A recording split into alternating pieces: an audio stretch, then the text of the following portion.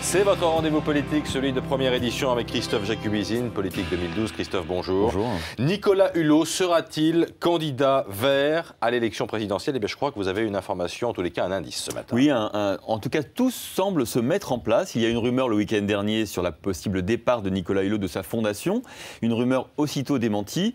Eh bien, nous sommes en mesure d'affirmer ce matin que tout est prêt, effectivement, juridiquement, pour que Nicolas Hulot quitte la fondation et qu'il rebaptise même la fondation qui ne s'appellerait plus la fondation Nicolas Hulot. Pourquoi? Parce que la rupture du cordon ombilical entre Nicolas Hulot et sa fondation est une étape indispensable à sa candidature à la présidentielle. Toute dépense de communication engagée par la fondation Hulot serait effectivement, pendant toute l'année qui précède l'élection présidentielle, imputée à ses comptes de campagne. Or, la fondation Hulot, c'est 5 millions d'euros de budget annuel. Alors, quel est l'état d'esprit de Nicolas Hulot aujourd'hui? Depuis quelques semaines, sa détermination semble grandir au rythme des rencontres qu'il fait avec des experts et des hommes politiques.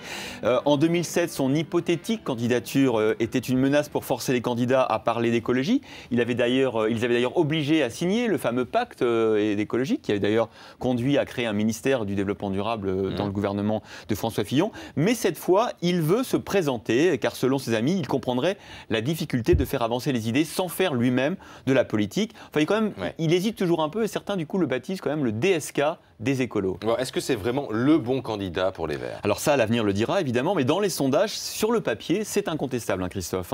Selon le dernier sondage IFOP pour Paris Match, Nicolas Hulot est toujours la personnalité politique la préférée, la plus populaire, avec 78% d'opinion favorable. C'est 2 points au-dessus de DSK. L'autre argument, c'est que la candidature d'Eva Joly patine. Elle ne prend pas dans l'opinion. Certes, la sympathie qu'elle peut inspirer liée à son rôle dans le traitement des affaires politico-économiques ne va pas vraiment au-delà des bobos, finalement. Bon. Et dans l'électorat général, populaire, ça accroche pas. Les Verts, d'ailleurs, se réunissent ce week-end pour essayer de faire fixer un calendrier plus serré. Bon, pour revenir à Nicolas Hulot, certains disent que même s'il se présente, il n'est pas sûr qu'il aille jusqu'au bout. Oui, c'est une lettre de Gabriel Cohn-Bendit à DSK qui a été publiée cette semaine dans Le Monde, qui sème à nouveau le trouble. Pourquoi?